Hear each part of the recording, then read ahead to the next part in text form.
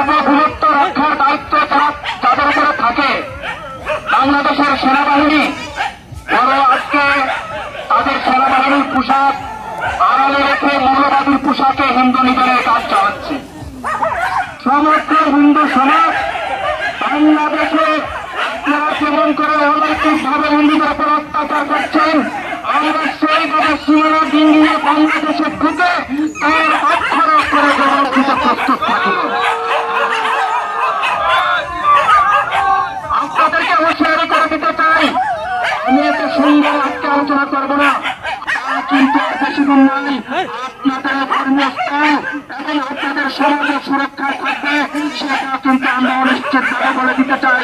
আমরা কিন্তু তার জবাব দিতে প্রস্তুত থাকব।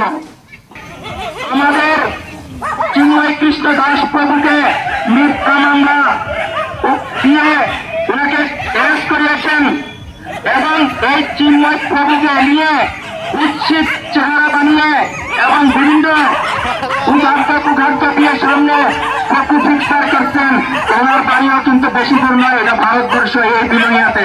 উনাকেও কিন্তু আমরা জানি, অথচ উনাকে হুঁশিয়ার করে দিতে চাই, আজকের মধ্যে যদি ক্ষমা না চায় এই সোশ্যাল মিডিয়ার মাধ্যমে, তাহলে ওনার বাড়ি করে আমরা যে আক্রমণ চালাতে আমরা পিছপা হব না।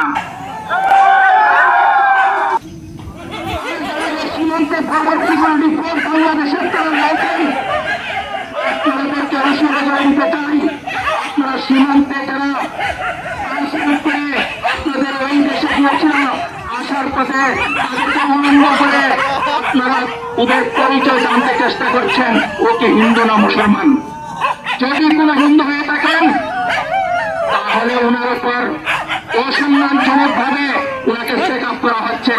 কিন্তু বন্ধু, আপনারা সতর্ক হয়ে যান, আপনাদের এই সীমানা পার হতে মাত্র আমাদের 1 মিনিট সময় লাগবে। আপনারা যদি এই ধরনের অনৈতিক কাজ করেন তাহলে কিন্তু আমরা প্রত্যেকটি হনুমান সেনা হয়ে আপনাদেরকে সঠিক জবাব আমরা দেব। খালি হাতে নয়, গদা হাতে নিয়ে, শস্ত্র হাতে নিয়ে, যার যেমন খুশি যখন যার প্রয়োজন তা হাতে নিয়ে প্রস্তুতি নিয়ে আপনাদেরকে সঠিক জবাব দিতে আমি প্রস্তুত রয়েছি।